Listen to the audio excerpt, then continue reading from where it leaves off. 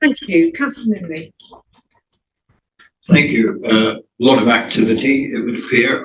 My concern is the one that you came to last, which is the northern Frithfield Garden neighbourhood. Can I be assured by you and the council that no officers of this council or its contractors gave any indication or made any statement that the Grove woodland would be cut down and that housing would be an earmark going to the Eastward Ho sport pitches? Thank you.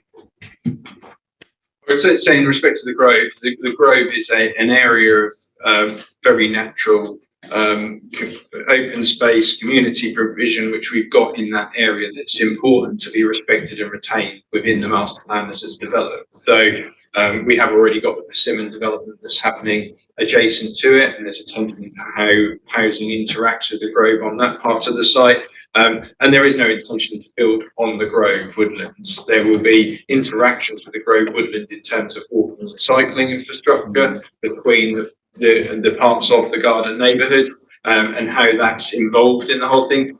If anything, I will expect that the master plan involving the Grove should be enhancing the Grove. It should be looking at that as an asset that we own, to make sure that it's an integral, really beneficial part of that new community, and that there's further open space and green infrastructure that comes forward with that.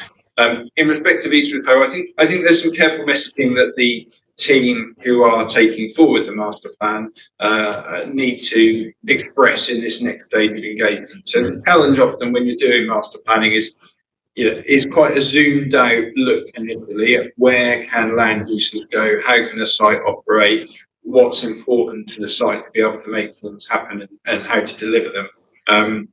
And that's not always easy to communicate at that very first stage of engagement. So this next stage will need to look at how potential ways in which the East Suffolk owned land comes forward. There is a reality that elements of the East Suffolk land will have development on them. There's certainly two big fields that East Suffolk as a landowner has ownership of and will bring housing forward on. And there will be an access route that is intended to come off the Grove as a road near the doctor's surgery leading on through things. But we have areas that are around Eastward Ho, such as the paddocks, that aren't open space, that are likely to provide a part in the development of North Felixstowe, and there will need to be connectivity as well across from those paddocks to the agricultural fields. So I think that's where the master plan group need to really focus in on how that's respected and how that's dealt with.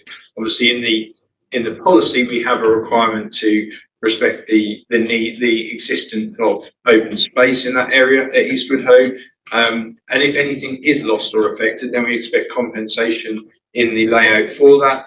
But we also expect there to be an additional considerable amount of open space coming forward as part of that master plan.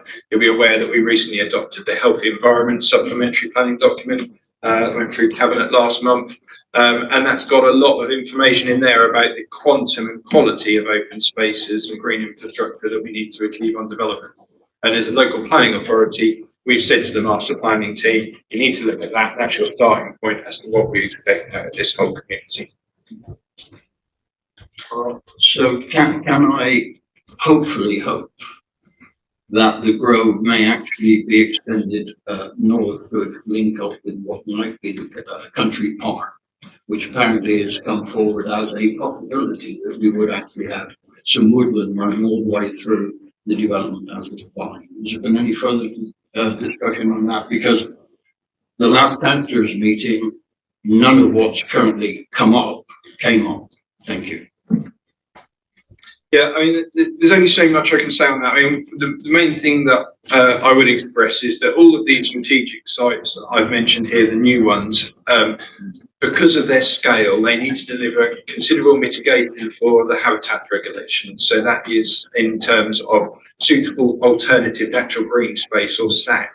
And that's quite clearly set out in the Healthy Environments SPD as to how we'll approach that. And that means providing very natural spaces like what we're getting on Brightwell Lakes as a, you know, an inlet area of heathland around a lake, etc., and providing those high quality spaces for recreation on the development site.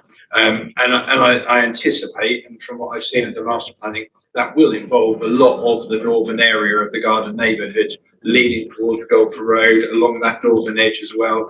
I mean, the main thing really that needs to be worked through with that is that that isn't just East Suffolk land, that involves other landowners that need to come into the process on that to make sure that we got the best quality collaboratively that's being delivered, and whether that means extension of woodland and additional parking, creating high quality green corridors, both for recreation and ecological purposes as well. So I think there's some real benefits that could come from that leading in towards the north. And I've certainly seen communication from the country park group around their desires of the wider country park status. But even just that status of SAG is very much a country park emphasis to it as well. So there's lots of opportunity there.